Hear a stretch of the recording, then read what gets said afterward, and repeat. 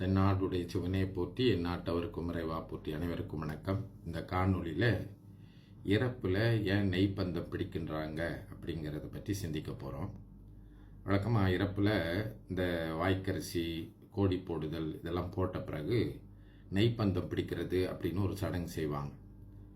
அப்படின்னா ஒரு சின்ன குச்சிகளை நீட்டாக வெட்டி அதில் கொஞ்சம் வெள்ளை துணியை சுற்றி அப்புறம் அதை நெய்யில் தோய்த்து பிறகு அதை பற்ற வைத்து இந்த பேர பிள்ளைகள் கையில் கொடுத்து இந்த இறந்தவருடைய உடலை 3 முறை சுற்றி வருவாங்க. இதான் நெய்ப்பந்தம் பிடிக்கிறது அப்படின்னு சொல்லுவாங்க. வழக்கமாக இந்த நெய்ப்பந்தம் பிடிக்கிறது பேர பிள்ளைகள் தான் பிடிப்பாங்க. சில வேளையில் பேர பிள்ளைகள் இல்லாத சூழ்நிலையில் மகன்கள் பிடிப்பாங்க. சரி, எதற்காக இந்த நெய்ப்பந்தம் பிடிக்கிறாங்க அப்படின்னு பார்த்தீங்கன்னா, இந்த வீட்டில் இருக்கிறவங்க பெரியவங்க இருக்காங்களே, அவங்க ஒரு காலகட்டத்தில் இந்த பணி ஓய்வுலாம் பெற்றுட்ட பிறகு பிள்ளைகளெல்லாம் திருமணம் ஆகிட்ட பிறகு அவங்க இந்த பேர பிள்ளைகளோட ரொம்ப நெருக்கமாக இருப்பாங்க. எப்படின்னு பார்த்தீங்கன்னா, தங்களுடைய பிள்ளைகள் வளர்ந்து பெரியவர்களாகி அவங்க திருமணம் ஆகிவிட்ட நிலையில் அவங்கள முந்தி அவங்க சின்ன பிள்ளைகளை போல் மடியில் எடுத்து வச்சு கொஞ்சிறதோ தோள் மேலே தூக்கி வச்சுக்கிறதோ இல்லை அவர்கள் அருகாமையில் உட்கார்ந்து பேசுகிறதுக்கோ வாய்ப்பு அவ்வளோவா கிடைக்கிறதில்ல. ஏன்னா திருமணம் ஆகிட்டா ஒன்று நீங்கள் பார்த்தீங்கன்னா பெண் பிள்ளைகளாக இருந்தால் அவங்க திருமணமான வீட்டுக்கு போயிடுவாங்க. ஆண் பிள்ளைகளாக இருந்தால் அவங்களுக்குன்னு மனைவி இருக்குது, பிள்ளைகள் இருக்குது. இப்போ அவங்க 2 பேருக்கும் நேரம் ஒதுக்க வேண்டிய சூழலாக இருக்கும். இப்போது அவங்க மனைவி கணவன் அவரோட நெருக்கமாக இருந்து பேசணும் போகணும் வரணும்னு எதிர்பார்ப்பாங்க. அவரும் அவங்க பிள்ளைகளுக்கு நேரம் செலவிட வேண்டியிருக்கும். அந்த அடிப்படையில் பார்த்தீங்கன்னா அவங்களோட பெற்றோர்களுக்கு நேரம் ஒதுக்குறது ரொம்ப குறைவாக தான் இருக்கும். இருப்பினும் சிலர் அதையெல்லாம் சமாளித்து பெற்றோர்களுக்கும் நேரம் ஒதுக்குகின்றார்கள் என்று சொன்னால் அது ரொம்ப பாராட்டக்கூடியது. இன்னும் சில வேலைகளில் இப்போ இருக்கிற சூழலில் நீங்கள் பார்த்தீங்கன்னா ஒன்றிற்கு அதிகமான பணிகள் செய்கிறாங்க. அப்புறம் ஒரு பணிகள் வேலை போனாலும் கூட அங்கு அதிகமான வேலை பளு இப்படிலாம் இருக்கின்ற காரணத்தினால அவங்க அவ்வளோ நெருக்கமாக இருக்கிறதில்ல. அப்போ இந்த பணி ஓய்வு பெற்றுவிட்ட பெரியவர்களுக்கு தாத்தா பாட்டிகளுக்கு நெருக்கமாக இருக்கிறது யார், பேச்சு துணையாக இருக்கிறது யார், அவங்கள மகிழ்விப்பது யார் அப்படின்னு பார்த்தீங்கன்னா இந்த பேர பிள்ளைகள் தான். அப்போ இந்த பேர பிள்ளைகள் அவங்க பார்க்கின்ற போது தங்களுடைய குழந்தைகளை தங்களுடைய பிள்ளைகளை அந்த பிள்ளைகளுடைய பேர பிள்ளைகளுடைய வடிவத்தில் பார்த்து அவருடைய முழு அன்பையும் இந்த பேர பிள்ளையிடத்தில் கொட்டி நாம் அன்பு காட்டுவதை பார்க்குறோம். அதனால் இந்த பெரியவங்களுக்கு இந்த தாத்தா பாட்டிகளுக்கு பேர பிள்ளைகள் மீது அளவற்ற பாசம் ஏற்பட்டு போயிடும், அன்பு ஏற்பட்டு போயிடும். இப்படிப்பட்ட சூழலில் அவங்க இறந்துட்டாங்கன்னு வச்சுக்கொள்ளுங்க. இந்த பெரியவங்க இது நாள் வரைக்கும் அவங்களுக்கு ரொம்ப நெருக்கமாக இருந்து அவங்களை உற்ற தோழர்களாக இருந்து அவங்களோட பேசி கொண்டு விளையாடி கொண்டு தங்களுடைய பிள்ளைகளிடத்திற்கு அன்பை எல்லாம் கொட்டி வளர்த்த இந்த பேர பிள்ளைகளை இந்த உயிர் விட்டு நீங்குவதற்கு தடுமாறுமாங்க.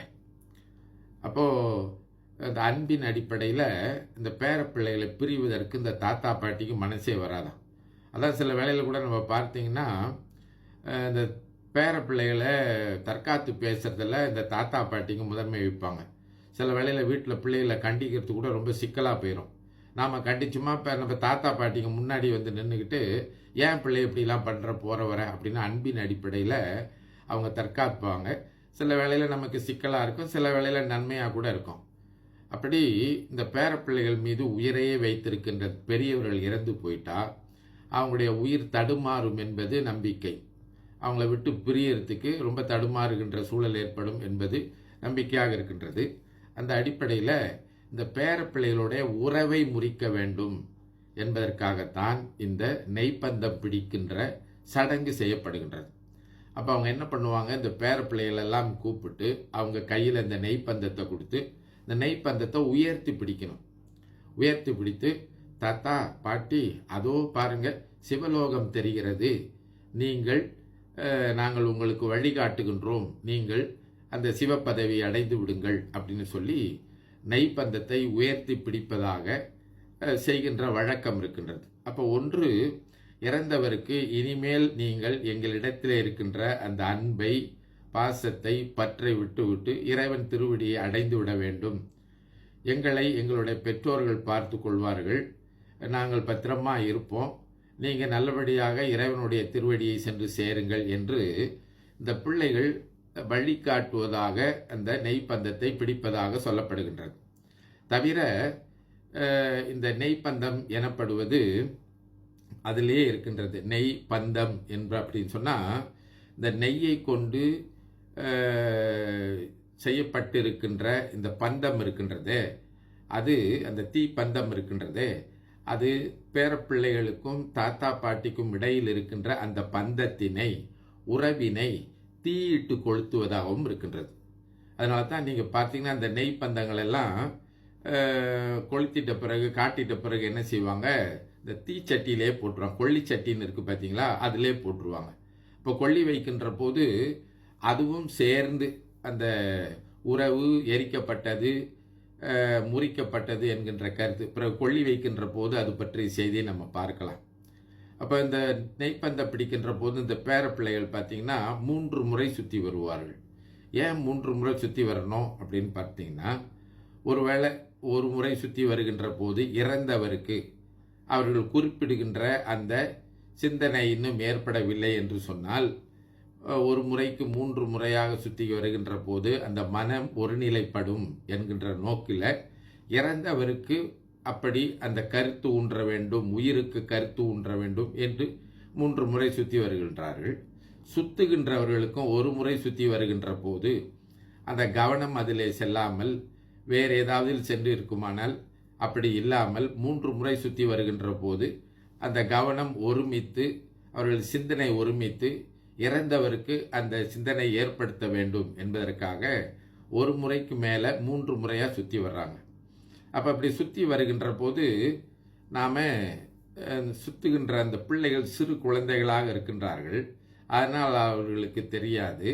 அப்போ நாம் என்ன செய்ய வேண்டும், இந்த பெரியவர்கள் தான் அவர்களை இந்த நெய்ப்பந்தம் பிடிக்கின்ற உதவி செய்கின்ற போது நாம் என்ன செய்ய வேண்டும், இறந்தவர் இறைவன் திருவடி அடைய வேண்டும் என்று மனதுக்குள்ளே வேண்டிக் கொண்டு சிவ சிவ சிவ சிவ என்று சுற்றி வர வேண்டும். இப்போ பெரும்பாலான இடத்துல சுற்றி வரும்போது பார்த்திங்கன்னா, பத்திரமா குச்சை பிடிச்சிருப்போம், முன்னாடி சுற்றுறாத. பல வேளைகளில் பார்த்திங்கன்னா இந்த இறப்பு சூழலில் இருக்கின்ற போது அவர்கள் சின்ன பிள்ளைகள் தானே, அதை என்ன பண்ணிடுவாங்க, முன்னாடி உள்ள சுற்றுருவாங்க. சில வேளையில் பார்த்திங்கன்னா அதனால் இந்த தீப்பந்தம் ஏறுகின்ற போது அந்த தீப்பந்தம் அணையாமல் இருப்பதிலும், அடுத்து அந்த தீப்பந்தம் மற்றவர்களை சுட்டு விடாமல், குழந்தைகளுக்கு ஏதோ ஆபத்து ஏற்பட்டு விடாமல் அதிலேயே கருத்து பெருவாரியாக இருக்கின்றது இல்லைங்களா. அப்போ பிள்ளைகளுக்கு நாம் சொல்லணும், பெரியவங்க சொல்லணும். என்ன சொல்லணும், தாத்தா சாமிகிட்ட போயிருங்க அப்படின்னு சொல்லு ராஜா அப்படின்னு சொல்லி அவர்களுக்கு அதை பழக்கத்தை ஏற்படுத்தினால்தான் பெரியவர்களான பிறகு அவர்களுக்கு எதற்காக இந்த நெய்ப்பந்தம் பிடித்தார்கள் என்பது அவர்களுக்கு தெரிய வரும். இப்படி செய்யக்கூடிய சடங்குகளை தெரிந்தவர்கள் அவ்வப்போது செய்வதற்கு முன்னால் அல்லது செய்கின்ற போது நமக்கு எப்போதும் சொல்வதற்கு வாய்ப்பு இருக்காது. என்ன பார்த்தீங்கன்னா அந்த சூழல் அப்படியா இருக்கும். அப்போ நாம் அதற்கு முன்னாடி இந்த பிள்ளைகளுக்கோ பெரியவர்களோ பேசிக்கொள்ள வேண்டும். இதற்காகத்தான் நெய்ப்பந்தம் பிடிக்கின்றார்கள் அப்படின்னு நாமளே பேசி கொண்டு செய்தால்தான் இந்த சடங்கை எல்லாம் செய்வதில் ஒரு பலன் ஏற்படும். அது இறந்தவருக்கும் தெரிய வேண்டும், செய்கின்றவர்களுக்கும் தெரிய வேண்டும். அப்போது இந்த செய்திகளை எல்லாம் சொல்ல வேண்டிய பங்கு நமக்கு இருக்கின்றது. அதற்கு மேலே இந்த நெய்யாகப்பட்டது கிருமி கொள்ளக்கூடியது அப்படின்னு உடல்நலக்கூறு அடிப்படையில் சொல்கின்றார்கள். அப்போ அந்த நெய்ப்பந்தத்தை எடுத்து சுற்றி வருகின்ற போது அந்த உடம்பை சுற்றி இருக்கின்ற கிருமிகளை கொல்லக்கூடிய தன்மை இந்த நெய்க்கு இருக்கின்றது என்று சொல்கின்றார்கள். அதனால தான் இந்த நெய்யால் அந்த பந்தத்தை ஏற்றுகின்றார்கள். இப்போ பந்தம் தானே ஏற்றலாமே, அதனால வேறு ஏதாவது, இப்போ நாம் சொல்லக்கூடிய மண்ணெண்ணெய்யோ அல்லது பெட்ரோலோ அல்லது வேறு ஏதாவது ஏற்றலாமே, எதில் நெய் பந்தத்தில் ஏற்றணும் அப்படின்னு சொன்னால், அங்கே இருக்கின்ற இந்த பிணத்திலிருந்து வரக்கூடிய வாடையை போக்குவது ஒன்று, இந்த நெய்யினுடைய நறுமணம். 2வது கிருமியை கொல்லக்கூடியது என்று சொல்லியிருக்கின்றார்கள். 3வது காற்றை தூய்மைப்படுத்தக்கூடியது இந்த நெய்ன்னு சொல்கிறாங்க. இப்போ அதனால தான் இந்த நலுங்கு போன்றவற்றிலெல்லாம் கூட நெய் விளக்கு சுற்றுறதை நம்ம பார்க்குறோம். அது பின்னால் நாம் அதை பற்றி பேசுகின்ற போதெல்லாம் பார்க்கலாம். அந்த அடிப்படையில் உறவை முறித்து கொள்வதற்கு, பேரப்பிள்ளைகளின் உறவை முறித்து கொள்வதற்கு தான் நெய்ப்பந்தம் பிடிக்கப்படுகின்றது என்பதை நாம் விளங்கி கொண்டு ஒவ்வொரு சடங்கையும் அதன் பின்னால் இருக்கின்ற செய்தியை புரிந்து கொண்டு செய்தால் எல்லோருக்கும் பலனாக இருக்கும் என்று சொல்லி இந்த அளவிலே நிறைவு செய்கின்றேன். தென்னாருடைய சிவனை போற்றி.